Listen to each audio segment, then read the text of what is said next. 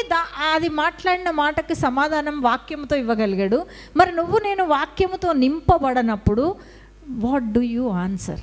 నువ్వు ఏమని దానికి జవాబు చెప్పగలుగుతావు? ఏమని దాన్ని ఎదిరించగలుగుతావు? ఎదిరించలేము, లొంగిపోతాం, అంతే కదా. అదే జరుగుతూ ఉంది, అదే జరుగుతుంది.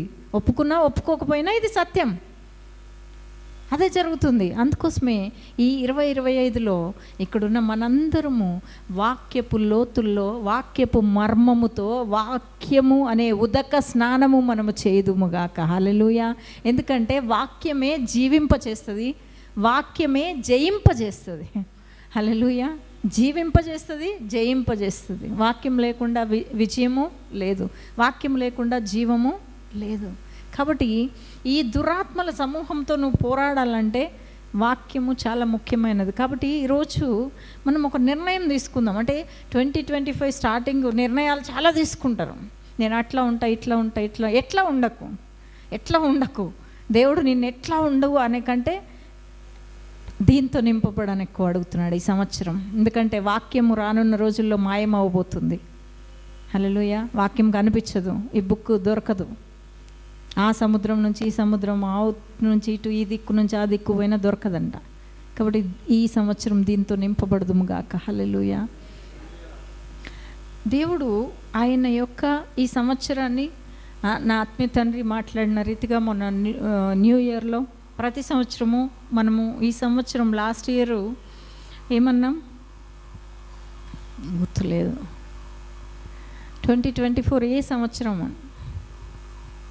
2024 ఏ సంవత్సరం అని మనం మాట్లాడుకున్నాం, ఏ సంవత్సరం అని మనం ప్రార్థన చేసుకున్నాం. Restoration is, thank God. Restoration అని మనము 2024 ప్రార్థన చేస్తున్నప్పుడు దేవుడు మాట్లాడిన మాట 2024 is the year of revival and restoration అని దేవుడు మాట్లాడినాడు. రెస్టోరేషన్ జరిగిందా మీ జీవితంలో? అసలు ఎవరు కూడా ఆ మాట ఏంటి మాకు తెలియదు అన్నట్టు చూస్తున్నారు. జరిగిందా లేదా అండి?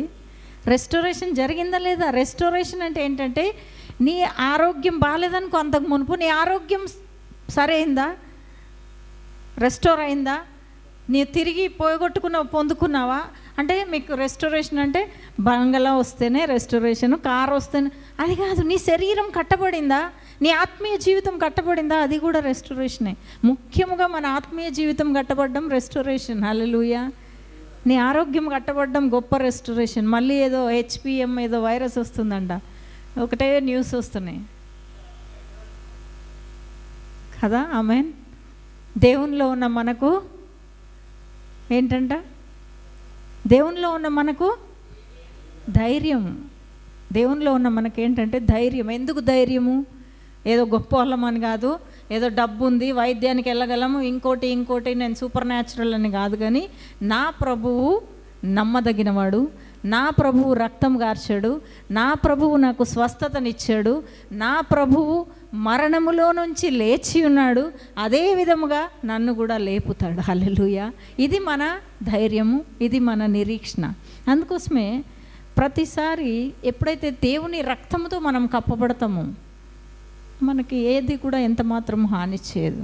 తర్వాత వాక్యం ఏమని సెలవిస్తుంది? నీకు విరోధంగా రూపింపబడిన ఏ ఆయుధము వర్తిల్లదు. HPM వైరస్ అంట, వైరస్ వచ్చింది లోకమంతా మాట్లాడుతుంది. క్రైస్తవునిగా, క్రైస్తవురాలుగా నువ్వేం చేయాలా? నువ్వు కూడా అదే మాట్లాడాలా? దేవుని నామాన్ని ఎత్తిపట్టాలా? దేవుని యొక్క రక్త ప్రోక్షణ మనకుంది. మనకే కాదు, ఈ భారతదేశం మీద, ప్రపంచం మీద దాన్ని నువ్వు విడుదల చేయాలా. నువ్వు మాట విడుదల చేస్తే చాలు, ఆకాశ మండలంలోని దురాత్మల సమూహముతో నువ్వు మాట్లాడుతున్నావు. హల్లెలూయా. అంతేగాని నీ మాట ఎవరు వింటున్నారా, ఎవరు వింటలేదా అని కాదు. ఆకాశ మండలంలో కొన్ని కనిపెట్టున్నాయి, మంచి ఉంది, చెడు ఉంది.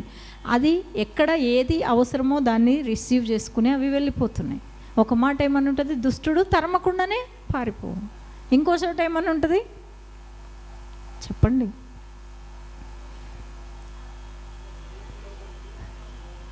దేవునికి లోబడుడి, అపవాదిని ఎదిరించుడి. ఒకసారి అపవాదిని ఎదిరించమనుంది, ఒకసారి దుష్టుడు తరమకుండానే పారిపోనుంది. రెండు వేరున్నాయి. కానీ రెండిట్లో ఏంటి అర్థం చేసుకోవాల్సిందంటే దేవునికి లోబడినప్పుడు అపవాది దానికదే పోతుంది. కానీ మనం కంప్లీట్గా లోబడమే, అసలు సమస్యే లేదు. సంవత్సరాలు గడిచిపోని 2024లో అంటాం, ఈ 2024 ఆఖరిలో ప్రార్థన చేస్తున్న ప్రభా, ఈ ఒక్క విషయంలో నేను లోబడలే, నెక్స్ట్ ఇయర్ కంపల్సరీ ప్రభా నేను ఆ విషయంలో నీకు లోబడతా. మళ్ళీ 2025 ఆఖరి దినాన్ని మళ్ళీ ఇదే ప్రార్థన చేస్తా, ప్రభా ఈ ఒక్క విషయంలో నేను లోబడలే, నెక్స్ట్ ఇయర్ కంపల్సరీ లోబడతా. జీవితం అయిపోతుంది. ఎందుకంటే నీ శక్తి చేత నువ్వు నేను దేవునికి లోబడలేం, మన శరీరము చేత నువ్వు నేను దేవునికి లోబడలేం. కానీ ఎప్పుడైతే పరిశుద్ధాత్ముడు మనలో ఉన్న పరిశుద్ధాత్మునికి నువ్వు అవకాశం ఇస్తావో, ఆటోమేటిక్గా పరిశుద్ధాత్మ దేవుడు నిన్ను లోపరుచుకుంటాడు. హల్లెలూయా, లోపరుచుకుంటాడు. హల్లెలూయా.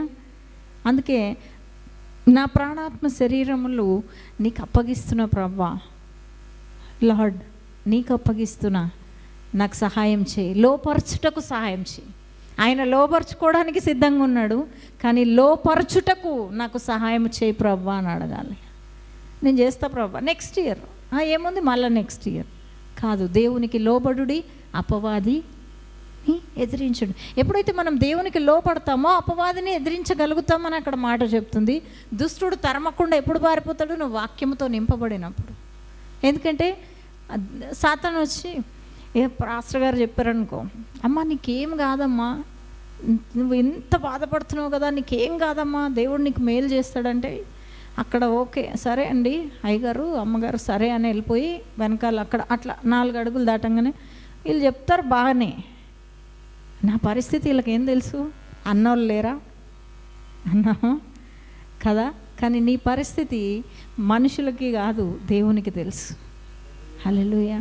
నువ్వు మాట్లాడే మాట క్లారిటీగా క్లియర్గా దేవునికి తెలుసు. నీలో ఉన్న అపనమ్మకము దేవునికి తెలుసు, నీలో నాలో ఉన్న విశ్వాసము దేవునికి తెలుసు, మనకున్న నిరీక్షణ దేవునికి తెలుసు. కాబట్టి వాక్యము మాట్లాడు, వాక్యం ఎత్తిపట్టు, వాక్యముతో మాట్లాడు. మనకు అన్నీ కూడా దీంట్లో రుజువులు ఉన్నాయి. మనమైతే ఒక్క సెకండ్లోనంట, ఒక్క నిమిషంలో భూరాజ్యములన్నిటినీ చూపించాడంట. ఒక్క నిమిషంలో. అమ్మా అవునా, ఇది సబ్జెక్టు ఏంటి, అమ్మా అవునా, సాతానికి అంత శక్తి ఉందా, ఒక్క నిమిషంలో ఇంత చూపించాడా, ఇది డిస్కషన్. అది కాదు డిస్కస్ చేయాల్సింది.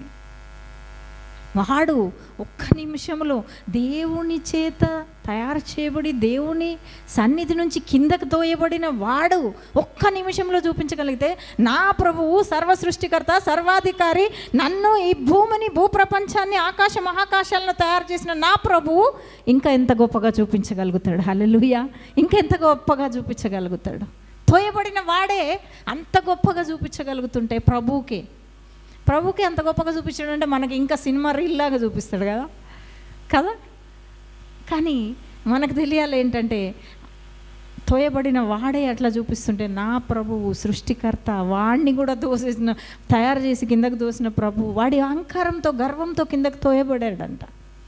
అదే అహంకారము గర్వము నీకు నాకు ఉందనుకో, సేమ్ వే, నో చేంజ్. దేవుని విషయంలో పక్షపాతము లేదు. కాబట్టి అహంకారమును గర్వమును విడిచిపెట్టుదుము గాక. హల్లెలూయా. ఈ నూతన సంవత్సరంలో అవి రెండు మన ఆశీర్వాదాలకు మన అద్భుతాలకు అడ్డుగా ఉండకుండును గాక. హల్లెలూయా.